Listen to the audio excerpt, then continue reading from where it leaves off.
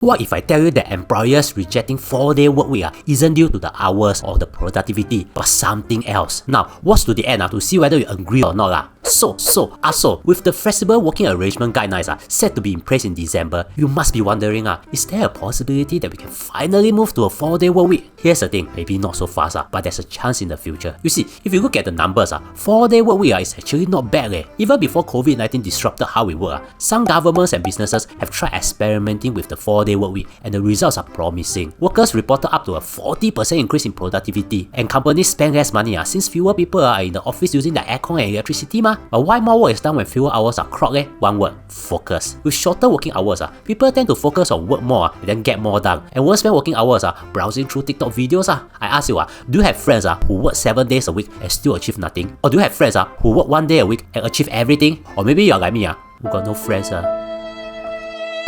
Yeah, with shorter working hours, the deadline will be tighter, so people will be more focused and do things faster. Basically, if you want to sound educated, it's a good old Parkinson's law whereby work expands so as to fill the time available for its completion. You see, you're not the only one who has been fighting for this. Over in the UK, politicians even promised 4-day work weeks after a major trial in Iceland showed overwhelming success where hours were cut from 40 hours a week to 35 hours a week. Just this year, the results of the largest ever trial involving 4-day work week were released, and the numbers look even more promising as it involved many companies for a long period of time. Back in 2022, 61 companies took part in the trial to try out the 4-day work week, and in 2024, 54 of them are still continuing with the arrangements, while 31 has switched to a 4-day work week permanently. Which begs a question, what company is that? I want the word that.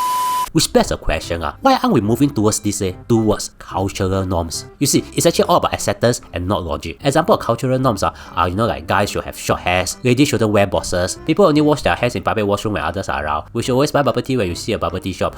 I think I better stop now, if not I'll be cancelled. You get the idea. So these cultural norms are accepted rules that we have to follow, even if there are better ways to do things. You see, you might not know this, but back in the early 1900s, cultural norm is a 6-day work week. It then became a 5.5-day work week, and it's only in early 2000s that we all moved to a 5-day work week. By the way, it's not due to new studies or a change in law, but a change in cultural norms. Because technically speaking, based on the results of the studies, changing the law to a 4-day work week might not affect the economy one after all. But here's the thing, a 2010 study also showed that a 4-day school week lead to lower scores in reading and maths, which effectively means this, don't let students study 4-day work week, but let working adults.